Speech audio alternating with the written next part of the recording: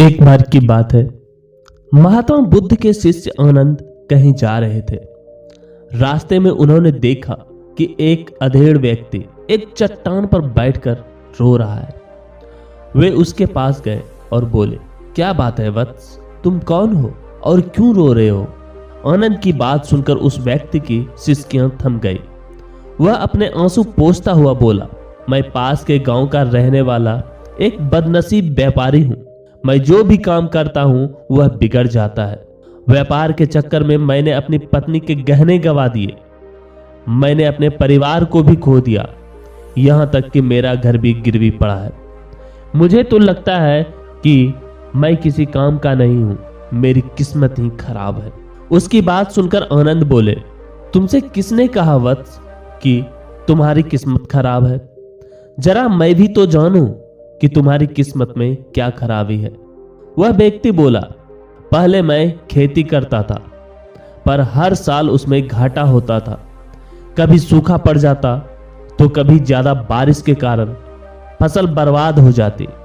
इससे परेशान होकर मैंने व्यापार करने का निश्चय किया। मैंने पत्नी के गहने बेचकर अपना व्यापार शुरू किया, लेकिन मेरा व्यापार नहीं चला।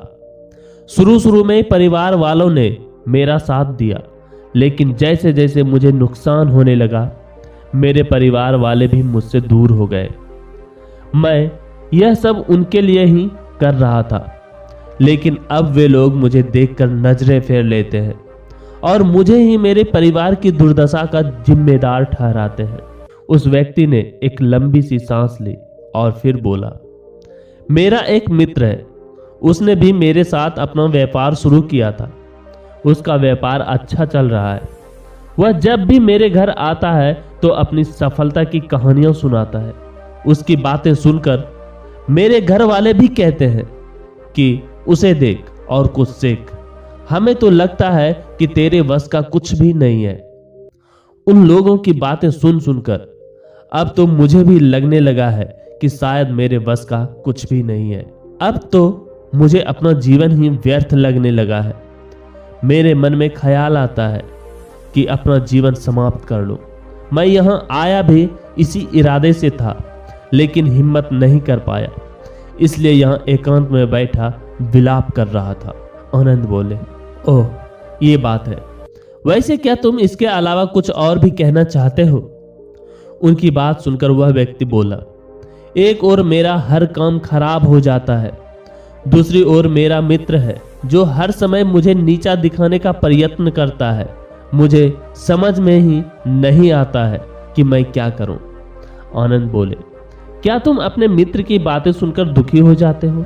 हाँ, मैं उसकी बातें सुनकर स्वयं दुखी हो जाता हूं, उस व्यक्ति ने जवाब दिया। आनंद ने पूछा, तुम्हें किस बात का दुख होता है, अपने असफल होने का या फिर मित्र के सफल होने का? उनका सवाल सुनकर वह व्यक्ति एक पल के लिए सोच में पड़ गया। फिर वह बोला, अगर सच कहूं तो मुझे अपने असफल होने का उतना दुख नहीं होता है जितना कि मित्र के सफल होने का होता है। अर्थात यदि तुम्हारा मित्र असफल हो जाए तो तुम्हें खुशी होगी? आनंद ने प्रश्न किया। वह व्यक्ति बोला, हाँ मुझे बहुत खुशी होगी। इसका मतलब है कि तुम्हारी खुशी तुम्हारे मित्र पर निर्भर है। आनंद बोले, अगर वह चाहे तो तुम्हें खुश कर सकता है और अगर वह चाहे तो तुम्हें दुखी कर सकता है। तुम स्वयं से ना तो खुश हो सकते हो और ना ही दुख हो सकते हो। अर्थात तुम अपने मित्र के गुलाम हो गए हो, इसलिए तुम्हारा कुछ नहीं हो सकता। ऐसा ना कहे महात्मन। उस व्यक्ति ने हाथ जोड़ दिए। आपकी बातें सुनकर मुझे कुछ आशा बन रही है। आनंद बोले, जब हम किसी से आशा बांध लेते हैं तो उस पर निर्भर हो जाते हैं। ऐसे में हमारी खुशी और दुख भी उस पर निर्भर करने लगता है। इससे बेहतर है कि तुम अपने आप से आशा बांधो। जब तुम ऐसा करोगे, साथ ही पूरे जतन से काम करोगे, तो तुम्हें सफलता अवश्य प्राप्त होगी। कहते हुए आनंद ने एक पल के लिए उस व्यक्ति की ओर देखा, फिर अपनी बात को आगे बढ़ाया। तुम्हें लगता है कि तुम्हारा मित्र तुम्हें दुखी करने आता है, पर अगर विचार करो तो वह बातें तो सच्ची ही कहता है। वह अपने संघर्ष और अनुभव की बातें बताता है। तुम उन बातों से बहुत कुछ सीख सकते हो। तुम्हें इसके लिए उसका धन्यवाद करना चाहिए कि तुम्हें घर बैठे कुछ अनुभव मिल रहे हैं। तुम उन अनुभवों का लाभ उठाओ, नई शुरुआत करो, कर्म करते जाओ, हार मत मानो। एक दिन तुम्हें सफलता अवश्य मिलेगी। आज तुम जिसे अपना बुरा वक्त या बुरी किस्मत कह रहे हो, एक दिन यह बदल जाएगी। इसी के साथ तुम्हारे विचार भी बदल जाएंगे। और देखना, जब तुम्हारा अच्छा वक्त शुरू होगा तब तुम्हारा मित्र भी तुम्हें अपनी सफलताओं की कहानियां नहीं सुनाएगा। तब वह अपनी असफलताओं की बातें बताएगा ताकि तुम उसकी बातें सुनकर भ्रमित हो जाओ, तुम्हारा आत्मविश्वास हिल जाए और तुम गलत निर्णय ले सको। लेकिन उस समय भी तुम्हें अपनी बुद्धि का प्रयोग करना होगा। तुम्हारा मित्र जैसे आज तुम्हें दुखी करने आता है, उसी तरह उस समय भी वह तुम्हें दुखी करने आएगा। क्योंकि जिस तरह उसे दुखी देखकर तुम्हें मजा आता है, उसी तरह उसे भी तुम्हें दुखी देखने में उतना ही मजा आता है। वह व्यक्ति बोला, आपने सही कहा, लेकिन मेरा सबसे बड़ा दुख यह है कि मेरे परिवार के लोग भी इसमें शामिल हैं।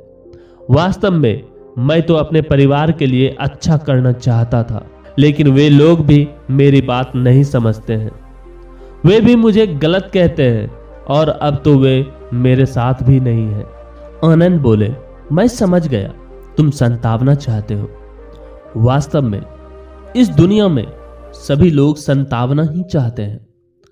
हम चाहते हैं कि हम जब भी कुछ करें तो लोग हमारी प्रशंसा करें, लेकिन आमतौर से ऐसा नहीं होता है।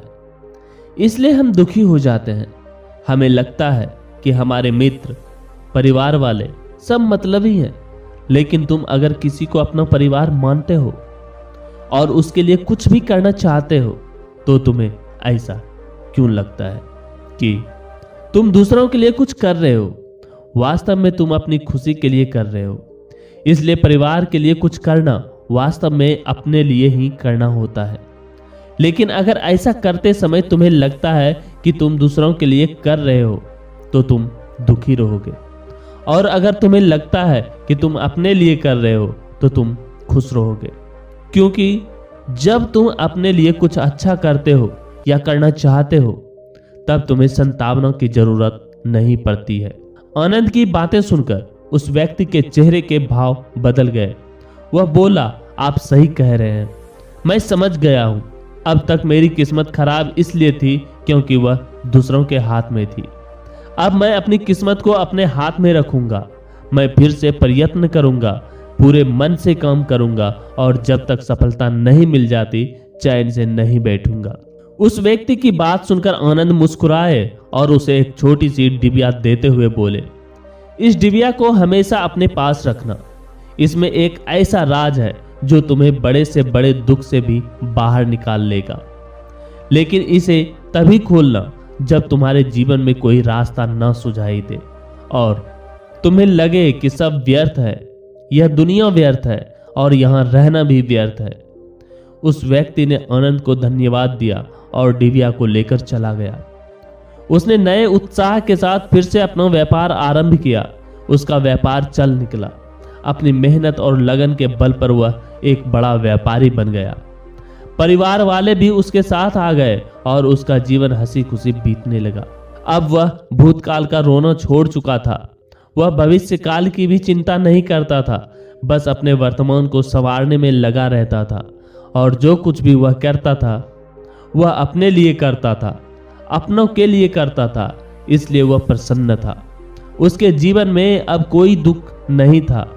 लेकिन वक्त हमेशा एक जैसा नहीं रहता है, वह बदलता रहता है। उसके जीवन में भी बदलाव आया। एक दिन उसके राज्य पर पड़ोसी राज्य ने चढ़ाई कर दी। उसने इस राज्य पर अपना कब्जा कर लिया। उसके सैनिकों ने चारों ओर लूट मचा दी। उन्होंने व्यापारी का सारा धन लूट लिया। उसके घर में आग लगा दी। जान बचाने के लिए उसे अपने परिवार के साथ वहां से भागना पड़ा। वह व्यक्ति अपने परिवार के साथ कई दिनों तक इधर उधर भटकता रहा। वह दाने दाने को मोहताज हो गया। उसका बच्चा बीमार हो गया।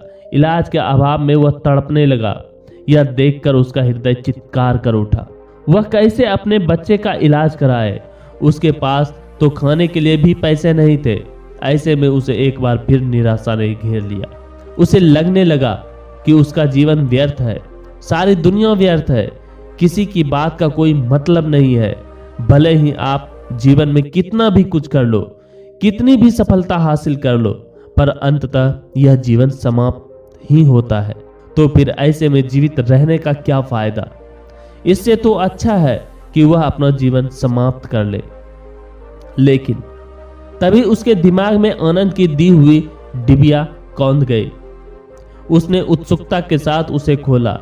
डिबिया के भीतर एक पर्ची रखी हुई थी। पर्ची पर कुछ लिखा हुआ था। उसे पढ़कर उसकी आंखों के आगे निराशा का अंधेरा छट गया और वह मुस्कुरा पड़ा। पर्ची पर लिखा हुआ था, यह भी समय बीत जाएगा। उसने डिबिया को अपनी मुट्ठी में भींच लिया और एक नई शुरुआत के लिए उठ खड़ा हुआ। दोस्तों, अगर आप भी ऐसी ही परिस्थिति से गुजर रहे हैं तो निराश ना हो। अपने अतीत पर शोक मत करें, न ही भविष्य की चिंता करें। अपने वर्तमान को जिएं और उसे बेहतर बनाने के लिए सच्चे मन से प्रयत्न करें। यकीन माने, जल्दी ही आपकी किस्मत भी बदलने वाली है।